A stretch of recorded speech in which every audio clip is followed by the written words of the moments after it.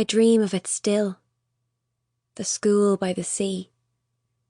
It's always that first September day that returns. My legs warm and sticking to the plastic seats of the car.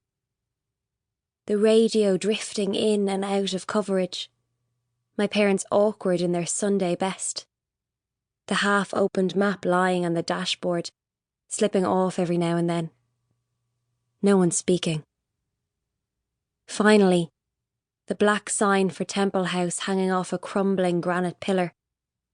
My father turning slowly through the rusting wrought iron gates and up the winding gravel driveway. The light more green than gold now, soft and low under the tall trees. The sense of hush as we finally emerge from shade to the edge of the cliffs, the sky stretching in front of us.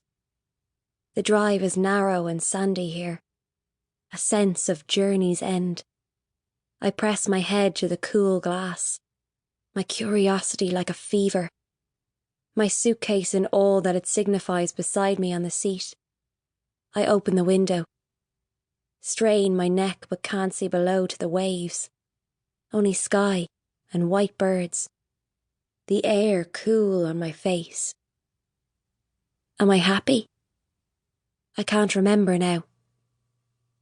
A thin film of dust or sand is thrown up and smears the windscreen. The drive swerves away from the coast. The path is more uneven. We pass between tall, thick yew trees, a last gateway, before a green lawn opens in front of us.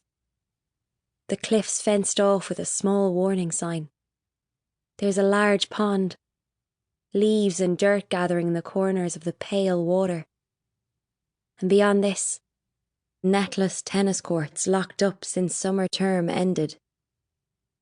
In my dream, Temple House, in all its Victorian turreted austerity, emerges from a mist.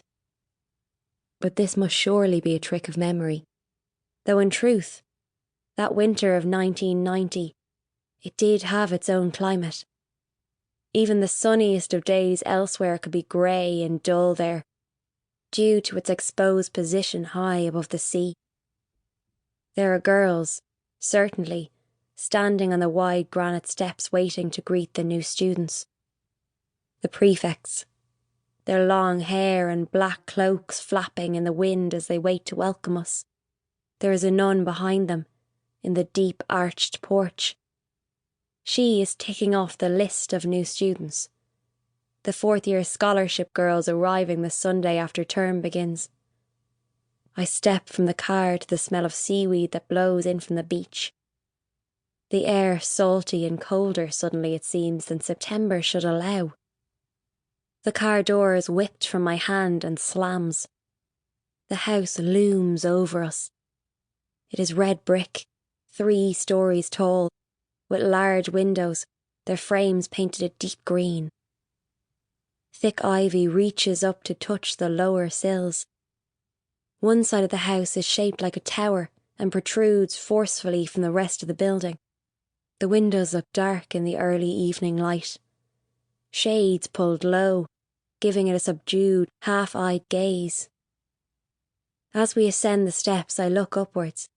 There are 3 girls watching us arrive from a large, arched window on the 2nd floor. They are framed in an edging of stained glass and are standing in what I would come to understand was the maiden's chamber. The turn in the stairs. The dream always ends here.